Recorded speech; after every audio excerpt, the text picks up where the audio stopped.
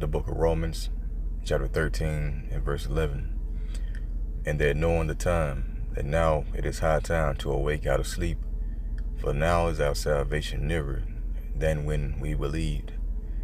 First and foremost, I want to begin by giving all praise, honor, and glory unto Yahweh, Bahashem, Yahweh Shai, Bahashem Merkakwadash, and double honors to the apostles and elders of Great Millstone that tells his truth, and much respect to the Akim out there laboring in his work, and also to the believers set across the four corners of the earth, the hopeful elect, to USA, Shalom. So yeah, this lesson right here, basically, as I was meditating earlier upon, ultimately what we're fighting for, and that is peace, peace for our nation, and peace for the planet. All right, we're fighting for righteousness to be established in the earth, and this takes a great sacrifice to do this day in and day out. All right, going out on the highways and byways on the weekends, proclaiming the words of Yahweh Bashim Shai. It takes a great sacrifice, and it requires you to cast off this life and become pretty much selfish towards the truth, for the greater cause of peace, And so this is the day that we are hoping for. We're hoping for the time of salvation, the day which our forefathers and foremothers, should I say, inquired and hoped about. That is, receiving that salvation by our Lord Yahweh Shai. Matter of fact, I think that's Isaiah.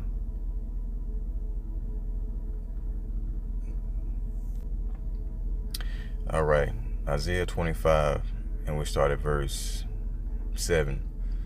It says, and he will destroy in this mountain, all right, speaking about America, this government, the face of the covering cast over all people, and the veil that is spread over all nations. And how is he doing that? He's doing it through the prophets that you see going out on the highways and byways day in and day out, proclaiming the words of Yahweh Bashim Shai, which is the truth, man.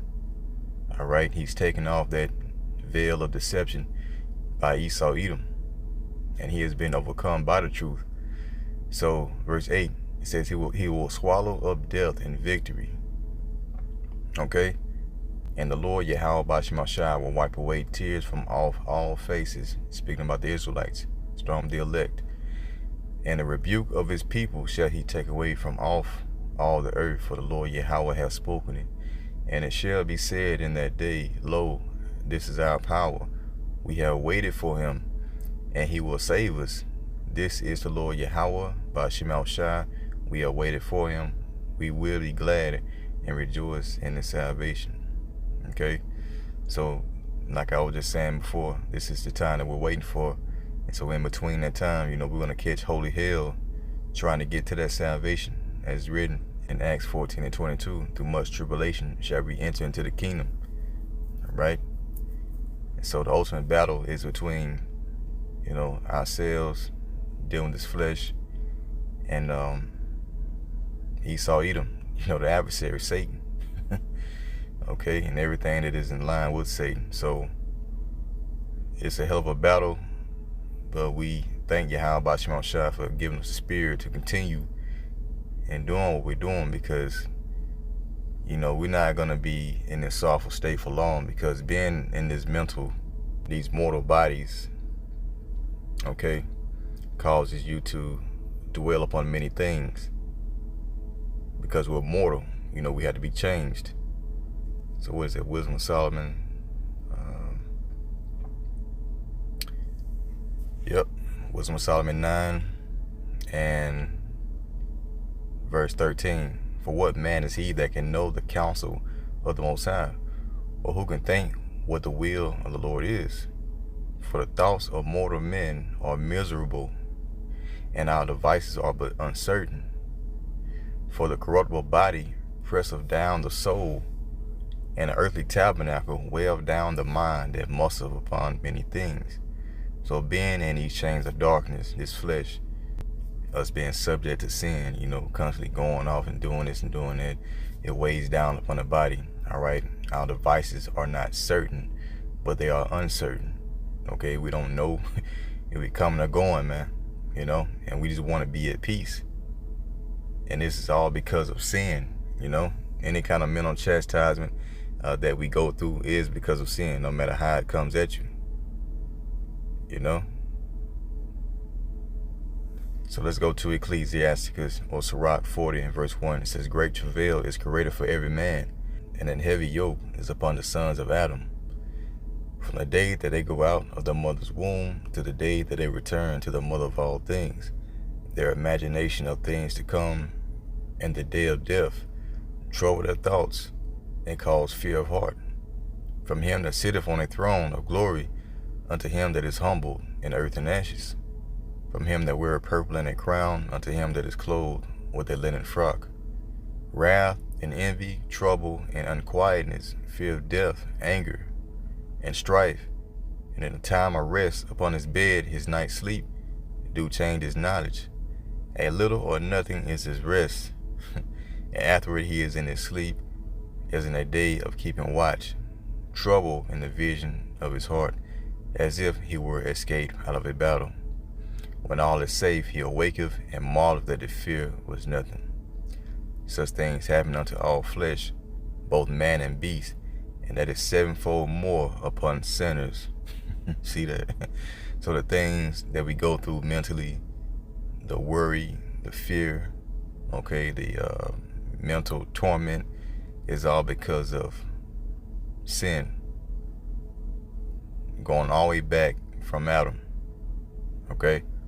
And so Adam, who we know to be Yahushua, came to do away with that, man. All right, to give us that peace of mind. All right, as you get in, what is that?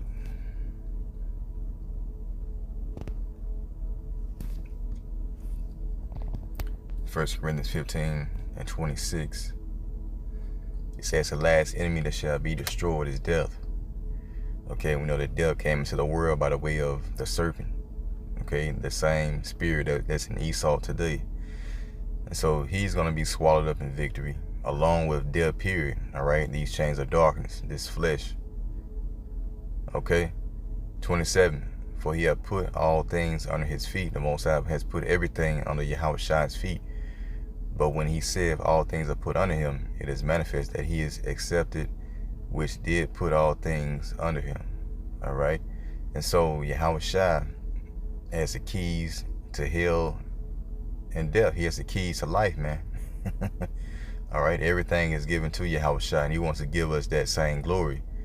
All right, so when he comes back, he's going to swallow up death, and he's going to have healing in his wings. All right, due to us being beamed up in those chariots. So Malachi 4 and verse 1, this is why we're hastening the destruction of America. For behold, the day cometh that shall burn as an oven, and all the proud, and all that do wickedly shall be stubble. And the day that cometh shall burn them up, saith the Lord of hosts, that it shall leave them neither root nor branch. But unto you that fear my name shall the Son of Righteousness arise with healing in his wings. And this is what we want, man, healing from Yahushua. All right, we're all sick, and we need a physician, and that physician is Yahushua, in which everything has been put under his feet. And so when he comes back, he's going to have healing in his wings. He's going to take away all the tears, all the sorrow, the mental torment that we go through, and give us a peace of mind for eternity. Lord willing, we're part of that first fruits. It says, and he shall go forth and grow up as the calves of the stall. So the point is that Yahushua is coming back to heal the elect. Okay, we're gonna be free from worry, free from care. Okay, and we're just gonna be able to be, man. You know, we're just gonna be able to exist and have no thought of death. All right. So what is that? Revelation 21 and 4. As you just read, and Yahweh by Shemashah shall wipe away all tears from their eyes, and there shall be no more death, neither sorrow nor cry, neither shall there be any more pain, for the former things are passed away. Okay? It says, and he that sat upon the throne said, behold, I make all things new. And he said unto me, write, for these words are true and faithful. And so this is what we believe, and this is why we're out teaching. Proclaim the end of the so-called white man's kingdom. Proclaiming the end of death, man. All right? So Matthew 24:14 says, and this gospel of the kingdom shall be preached in all the world for a witness unto all nations, and then shall the end come. So everything that we see happen right now, all right, and which is manifest that the end is near, is being done by the preaching of the gospel. You see, without the preaching of the gospel, nothing that we see happening today can happen. All right, and this gospel is the good news. And who's that good news for? It's for the poor. It's for the Israelites, the elect. All right. And elect men come in the same stead as our Lord Yahushua. So Isaiah 61:1, it said, the Spirit of the Lord Yahweh Ba'ashem Shai is upon me, because the Lord Yahweh have anointed me to preach good tidings unto the meek. All right, good news unto the humble. He have sent me to bind up the brokenhearted and broken-minded, right? To proclaim liberty or freedom to the captives. Okay? We have been taken into captivity by our enemy Esau and these other nations. And we also captives in his flesh, these chains of darkness. It says, and the opening of the prison to them that are bound, to proclaim the acceptable year of the Lord Yahweh Ba'ashem Shai, and the day of vengeance of our power, to comfort all that mourn, and to appoint unto them that mourn in Zion, to give unto them beauty for ashes, the oil of joy for mourning, the garment of praise for the spirit of heaviness, that they might be called the trees of righteousness, the planting of the Lord Yahweh, that he might be glorified. Okay? And it goes on and on into the kingdom of heaven and what we got to look forward to, man. All right? And there's a lot of stuff that we have to look forward to. So much so that we can't even comprehend it within these mortal bodies. You know, we had to be changed. So yeah, I just want to go through that real quick. All right, our salvation is nearer than when we believe, and our suffering is only for a short period of time. So Lord willing, you're edified until next time I say, Shalom.